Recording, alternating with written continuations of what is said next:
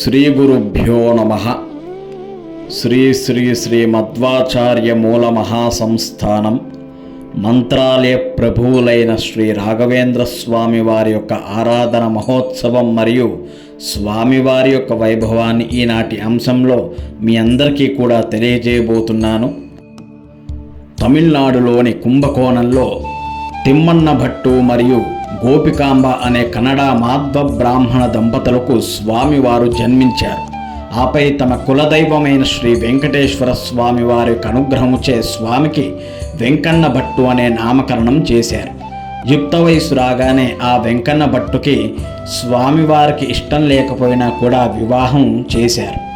అలా కొంతకాలానికి స్వామివారు తమ సంసారాన్ని ముందుకి కొనసాగించలేక నానా కష్టాలు తిప్పలు పడుతూ ఉండి అలా కొంతకాలానికి స్వామివారు ప్రహ్లాద అంశతో అవతరించారు కాబట్టి తమ రహస్యాన్ని గుర్తించి జన్మ రహస్యాన్ని గుర్తించి తన గురువులైన శ్రీ వ్యాసతీర్థుల వారిని ఆశ్రయించి విజయనగర సామ్రాజ్యంలో స్వామివారికి సన్యాస స్వీకార మహోత్సవాన్ని జరిపించారు. ఆ పిమ్మట స్వామివారు తపస్సు కొరకై పంచముఖి హనుమంతుణ్ణి ఆశ్రయించి స్వామివారిని తపస్సు ఆచరించారు. ఆ పిమ్మట స్వామివారి యొక్క శక్తి మహిమలతో తమను నమ్ముకున్న భక్తులని ఎల్లప్పుడూ కూడా కాపాడుతూ కల్పవృక్షం వలె వారికి ఆశ్రయం కలిగించి అనేక భక్తులని స్వామివారు రక్షిస్తూ ఇప్పటికీ కూడా మంత్రాలయంలో ఆ యొక్క బృందావనంలో స్వామివారు జీవ సమాధిలో ఉంటూ భక్తుల్ని కోరిన వరాలు కల్పిస్తూ ఉన్నారు. అందుకే అంటారు, పూజ్యాయ రాఘవేంద్రాయ సత్యధర్మరతాయ చ భజతాం కల్పవృక్షాయ నమతాం కామధేనవే. నమ్ముకున్న భక్తుల్ని తన కల్పవృక్షము అనే యొక్క చెట్టు కింద ఆశ్రయం కలిగించే భక్తుల్ని అనేక వరాలు ప్రసాదించే స్వామివారు దయార్థ హృదయులు. శ్రీ రాఘవేంద్ర స్వామివారి యొక్క ఆరాధన మహోత్సవం ప్రారంభమైన కావున అందరము కూడా స్వామివారిని ప్రార్థిస్తూ ఆయన యొక్క అనుగ్రహం కలగాలని కోరుకుందాం. శ్రీ రాఘవేంద్ర గురవే నమః.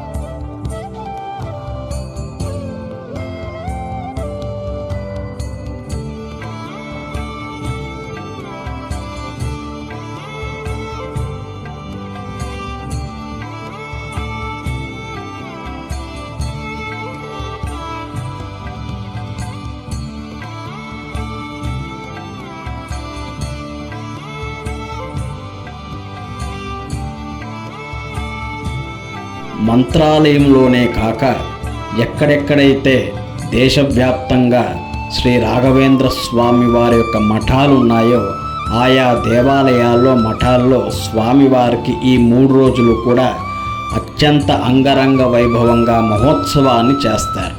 మొట్టమొదటి రోజు పూర్వారాధన అని అంటారు. రెండవ రోజుని మధ్యమారాధన అంటారు. ఈ రెండవ రోజే చాలా ముఖ్యమైన ఘటన. మూడో రోజుని ఉత్తర ఆరాధన అంటారు. అలాగే స్వామివారికి మంత్రాలయంలో 4 రోజులు ఉత్సవాన్ని చేస్తారు.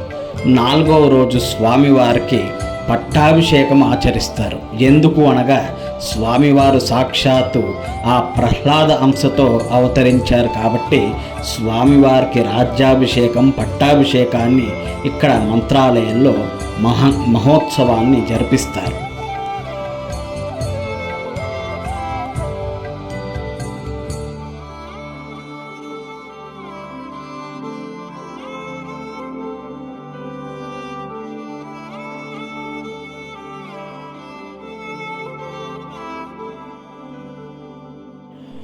మధ్వాచార్యుల పరంపరలో మధ్వపీఠానికి స్వామివారు సన్యాసాశ్రమాన్ని స్వీకరించి మధ్వాచార్యుల యొక్క గ్రంథాలని ఆధారంగా మరెన్నో గ్రంథాలని స్వామివారు ప్రత్యేకంగా రచించి మనందరికీ కూడా అందించి అలాగే స్వామివారు ఆ యొక్క గ్రంథాలని తమ ఆరాధన దైవమైన మూలరామ స్వామివారికి అర్పించారు.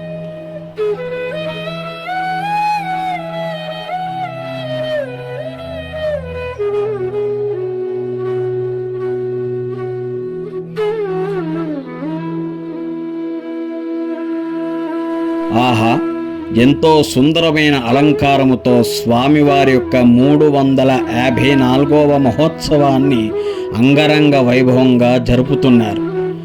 మంత్రాలయంలోని స్వామివారికి రోజు అలాగే ప్రతి గురువారం నాడు ప్రత్యేకంగా పల్లకి సేవ మరియు రథోత్సవాన్ని జరిపించి భక్తులని అనుగ్రహిస్తూ ఉంటారు స్వామివారు.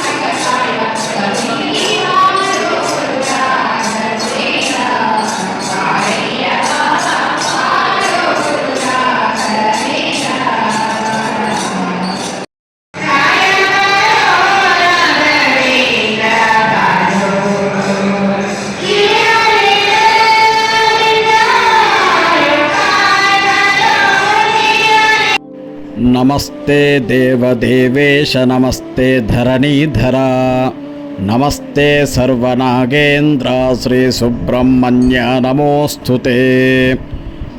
ఇక్కడ శ్రీ నాగేంద్ర స్వామి వారు కూడా కొలువై ఉన్నారు, భక్తుల్ని అనుగ్రహిస్తూ ఉన్నారు. శ్రీ రాఘవేంద్ర స్వామి వారికి విశేష పంచామృతాలతో అభిషేకం ఆచరిస్తున్న దృశ్యము అందరము కూడా తిలకించి స్వామివారి కృపకు పాత్రులవుదాం.